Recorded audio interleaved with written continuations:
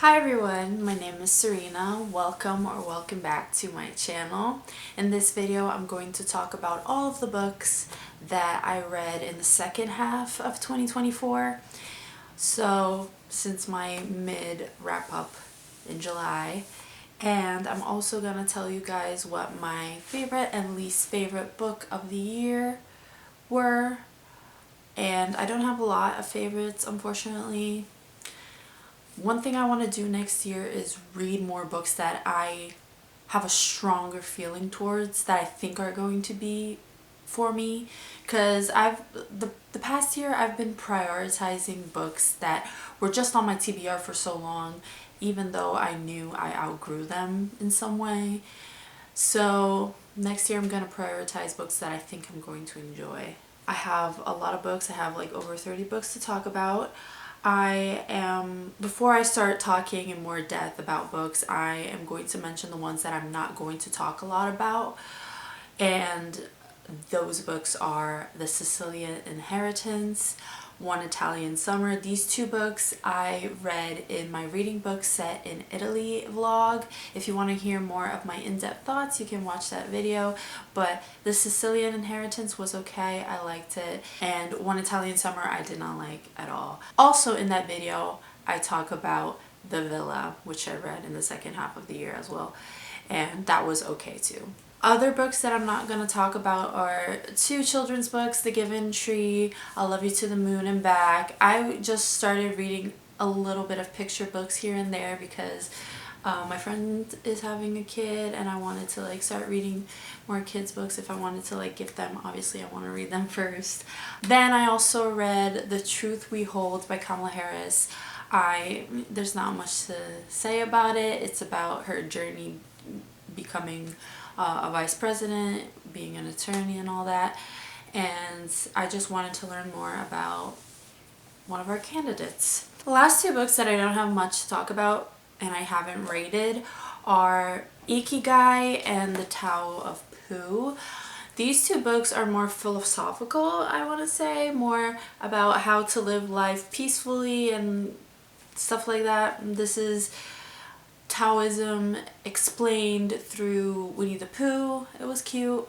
I found this in my basement. I guess it was my mother's or my grandmother's, so I read it. And I guess Ikigai is a concept that encourages people to figure out what really matters and to live with a purpose and stuff like that. So I didn't really give them a rating. If I did, it wasn't like really high because some of the concepts I already feel and I already apply to my life. Island Queen by Vanessa Riley. This is the first book that I read after that wrap up, and I've been meaning to read this book because it was one of my most anticipated books of one of the past years, I think 2021, and I finally read it. And was it a 5-star?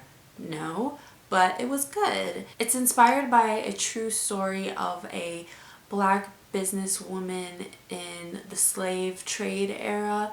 She's a free woman, she's a businesswoman, and her goal was to free all of her family members. I'm glad that I've read a book about something that I didn't know about. The next book that I want to talk about is part of a trilogy that I actually completed, so I'm going to talk about all three of them right now. Icebreaker, Wildfire, and Daydream by Hannah Grace. This is a romance trilogy. It's a hockey romance trilogy, especially the first one. The first one's about a figure skater and a hockey player that start training together for a figure skating competition because her partner got injured and romance happens, obviously. Wildfire is also about a hockey player, but it is not set in a hockey setting. It's set at a summer camp. So they're camp counselors. There's miscommunication at first, and there's also family problems going there. So it was cute. And Daydream, I think, is my favorite out of the three. It's less smutty than the other two, and it's about this girl, an eldest daughter, who is just sick of always solving everyone's problems, and she breaks up with her long-term boyfriend. Her family doesn't know, and she has a book club, and she starts helping this hockey player with his studying. So yeah, they fall in love there. But yeah, I gave all of them 3/3.5 stars. They were cute. I'm not a big romance girly. I feel like romance books are generally average for me, and in the back of my mind there's always that thought that these male main characters are written by women. So next book that I read is Murder Your Employer by Rupert Holmes. Rupert Holmes is also the singer slash musician that created the song Pina Colada. Do you like Pina Colada, or whatever the title is? So that was kind of shocking to me. I don't know if this is his first book, but it's part of a series, and I wonder when the next one's coming out. Anyway, it was okay. It was okay. It took me, it was hard for me to get into for some reason. It's about this school of murderers. So there's, in this one in particular, this man who wants to murder his employer, and he is taken to the school to learn how to do that in a proper way. The vibes while reading the audiobook was very series of unfortunate events, but I think that's because Neil Patrick Harris was in the audiobook, I'm pretty sure. But it's not a complicated world. It is fantasy thriller, I think. It wasn't complicated, but yeah, it just wasn't for me. So I think I give it 2 stars, 2.5. I don't know. Next on my list is Fight Club. I've been meaning to watch the movie for a long time, so I read the book as well. It was free on Audible, I think, and I just read it. I never really knew what Fight Club was about. I always thought it was very like maybe misogynistic, a very like manly book, and it kind of is. Like, there's only one female character in the whole story, but I've heard different interpretations of it. Some people think it's satire, some people think it's about the toxic masculinity. I've heard people say that it's about the feminization of society. So those are two opposite sides. It was fine. Again, a lot of 3 stars this year. A lot of average reads for me this year. You see what I mean? I just really want to read some favorites. It's also about anti-consumerism, anti-capitalism, letting go of society's expectations. So it has deeper meanings to it. Another book that I feel has the same vibe is No Country for Old Men. Not because the story is similar, it's just, you know, very violent. I also watched the movie. I think the movie is better than the book. If at least it was more entertaining for me. And it's basically about the violent society. There's this killer around, and I don't really remember much of the plot, but I do remember it has an abrupt ending. Then I read Jaws. Jaws is another like classic horror movie. Again, I enjoyed the movie more than I enjoyed the book, I have to say. And the book, you can tell it wasn't written today. You can tell. There are a lot of comments that wouldn't be at least published today. I'd hope so. There's racism, there's such sexual coercion. It did keep my attention more than the previous 2 books that I read, because it was making me a little bit angry. There are also SA dreams, like this character is having SA dreams. So it's very problematic, I want to say. In my opinion, it is. So for that reason, I couldn't give it a high star rating, even though it was a quick, fast-paced read for me. I think I give it 1.5 stars maybe. I don't know. The next book that I read is another average okay book, Those Empty Eyes by Charlie Donnelly. And this is more of a crime thriller book, and I'm not the biggest fan of those either. I don't know why. Well, for this one I know why. I read it because it was part of a book club pick.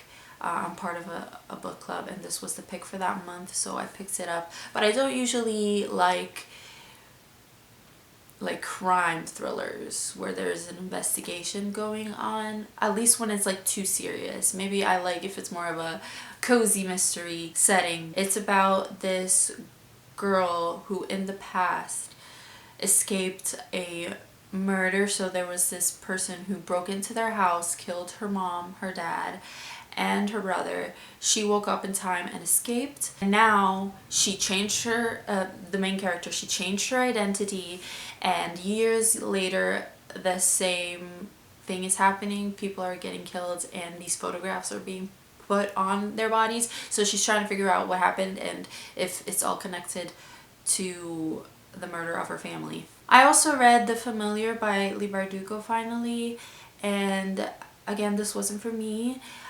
I wasn't in the mood for this book, but it's about this woman in Spain in the Golden Age. She is a servant, but she also has powers, and at first only the family she is serving knows about them, but slowly these powers get seen by other people and it captures the attention of the king. So she is then called in the castle or whatever to help with whatever war was going on. Now we're gonna go into the books that I enjoyed more. I read The Deep by Rivers Solomon. This one was good. I have to say it took me a little bit to get into, even though it is a small book, but the writing for some reason it took me a little bit to get into, but it is such a beautiful short novel. It's about these mermaid-like people. They're not mermaids, but they look like them. They live in the ocean, and this society was created from the deaths of slaves who were thrown overboard on their way to America in the slave trade period. So yeah, that's what it's about. And it's inspired by a song, actually. I think I give it 4 stars. After that, I read Tender is the Flesh by Agustina Basterica. This is a horror book that I actually really liked. It was a 4-star for me. It's about cannibalism and it's very gory. I feel like if it were a movie, it would be worse for me because for some reason visual stuff make more of an impact on me than reading and imagining it. So it was very gory. It's about cannibalism. It's about this man who is a butcher, but you know, butcher people, because it's set in this like futuristic setting in which all animal meat is diseased and you cannot eat it. So the people, instead of, you know, just becoming vegetarian, they find different ways to eat meat. And there are these people who are only bred for that. They're treated literally like animals. It's like a new level of capitalism.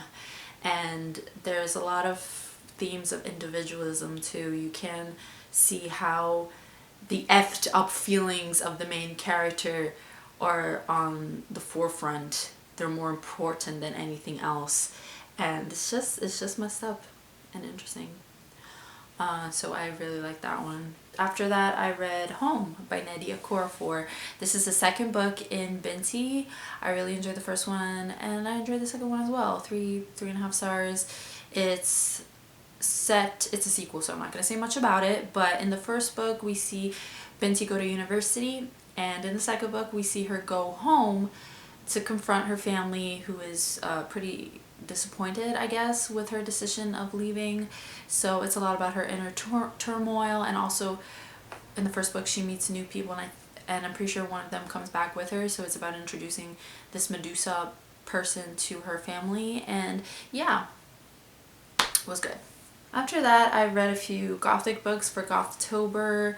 I read one of the OG Gothic books, The Picture of Dorian Gray, and it's a classic. I liked it.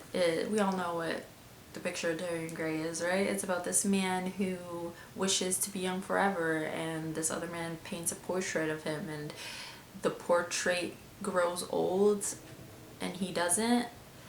And yeah, it's about this man who's pretty selfish, and yeah, I liked it. 4 stars. I read Bride by Ali Hazelwood. I did not like this one at all. I think I gave it like 1.5 stars or something like that. It's my first Ali Hazelwood book. It's a romance slash maybe urban fantasy or whatever, because it has vampires and werewolves. It's about this main character, Misery, interesting name, who is a vampire and has to marry a werewolf to keep this like peace treaty that they have. So she has to marry him for a year, and in the meantime her best friend Serena disappears. So that is pretty much the reason why she goes through with it, because she wants to find out what actually happened to her friend. And nothing much happens in this book. Pretty much everything that needed to happen happens at the very end.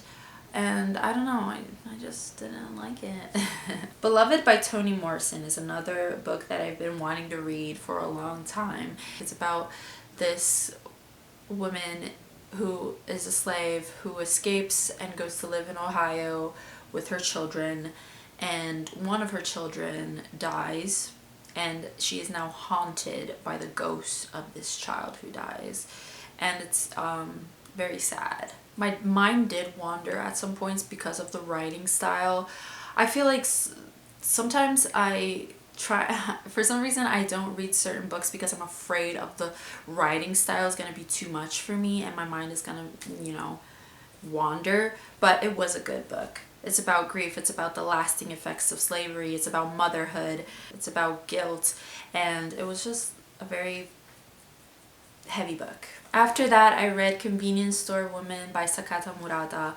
I really love this one. It's a short book. It's about this woman who works at a convenience store, and that's pretty much what she wants to do with her life. Everybody is telling her, why are you a grown woman working at a convenience store? You've been working there your whole life. Why don't you get married? Blah, blah, blah. You know, everything that society says you should do. And she's like, she doesn't get it. But then this man comes into her life, and then she tries to adapt a little bit to society. So it's interesting. It's about her thought process and her trying new things. And it was a very quick read. I read it in one night, and I really, really, really liked it. I gave it 5 stars.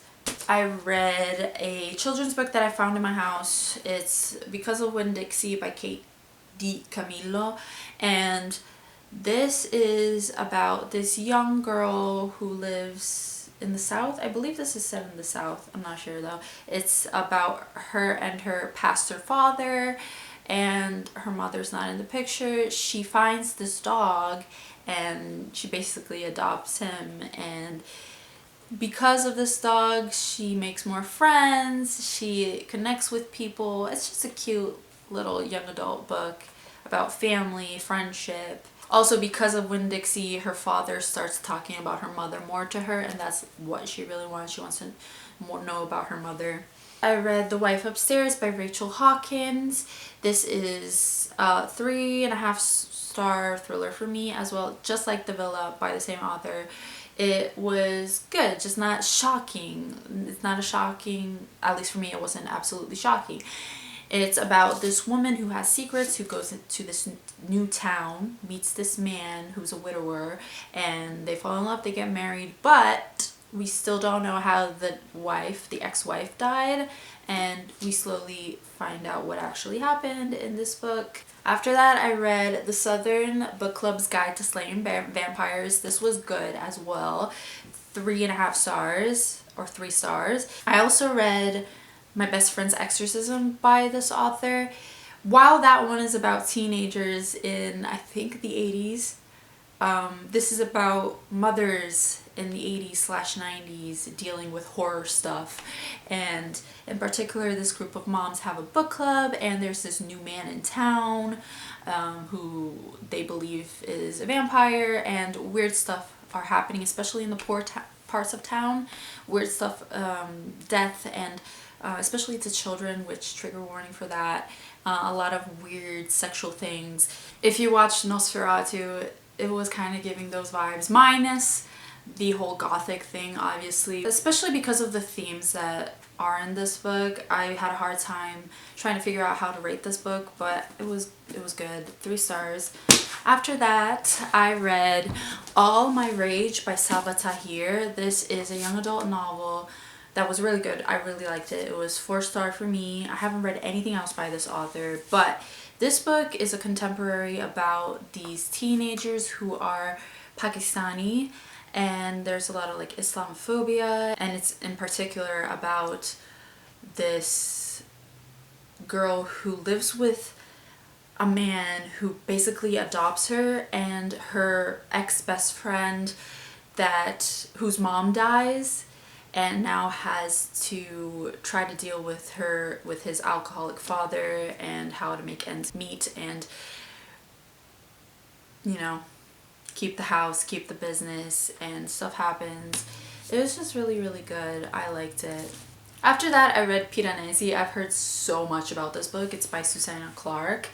It's a short book, and it's like a fiction fantasy weird setting. It's about this, it opens up with this man in this house, and he's like counting the columns. He just writes down everything about this house and he studies the house, but he also starts seeing people that he has never seen before, and at first it seems like he's the only one there, but then we slowly, I don't want to say much about it, it's just weird. And at first, looking at this cover, I thought that it was about something else, but it's just, I don't know, I have a hard time. I just finished reading it a few days ago, so I'm having a hard time trying to figure out how I feel about it. I think it's just gonna be like a 3.5-star book for me though, because it took me a little bit to get into. It felt like a dream. You know, when you wake up from a dream and there are parts of it that you forget? Same exact feeling with this book. It's interesting for sure. After that, I read finally the second book in the Brown Sister trilogy. This is basically one of the only romance books that I really like. Get a Life, Chloe Brown was great. This was great. It's like a fake dating situation. We have this PhD student and this ex-footballer slash security guard who start fake dating to promote his charity, and they obviously slowly fall in love, and she is against love, he is a lover boy. I love that, love it. But yeah, it was good. This is like one of the only romance books that I really like. 5 stars. The last 3 books are short reads that I wanted to read to complete my Goodreads goal.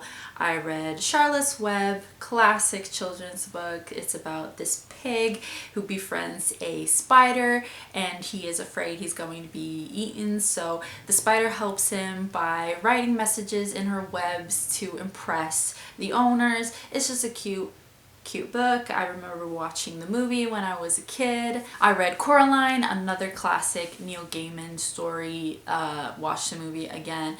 It's just overall good children.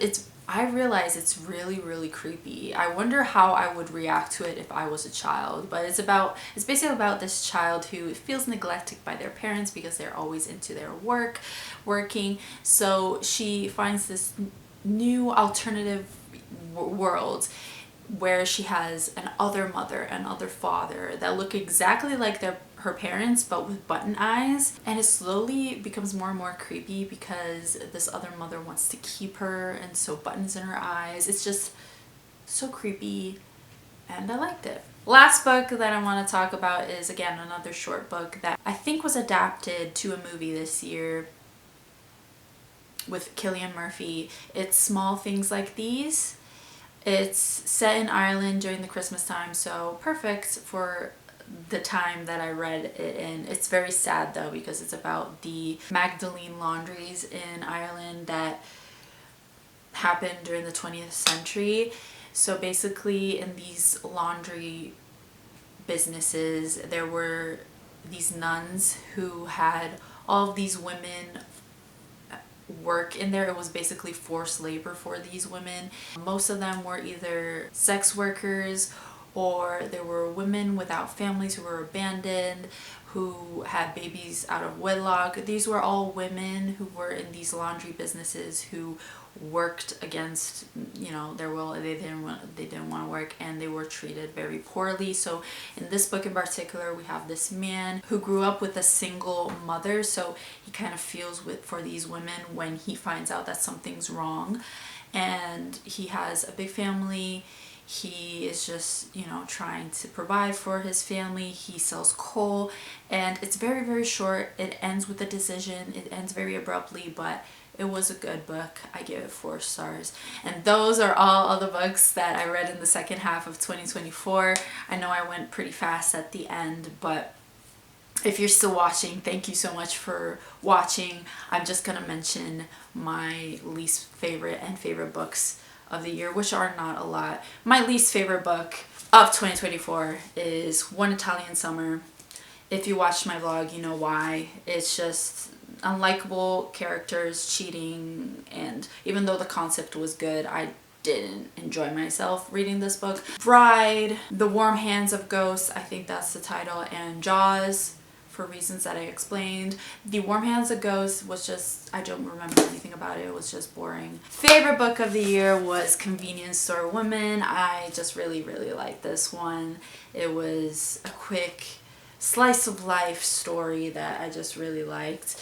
Honorable mentions for favorites are Take a Hint, Dani Brown. I really like this one, as I already talked about. And From Scratch by Tembi Locke. That's a nonfiction memoir about this woman who falls in love with a Sicilian man. So yeah, those are my least favorite and favorite books of 2024. And I can't wait to read more books this year, and hopefully I read good ones, because it seems like last year I read a lot of average 3-star books, and I want to find more favorites in 2024 for sure. Again, Happy New Year to everyone, and I'll talk to you guys in my next video. Bye!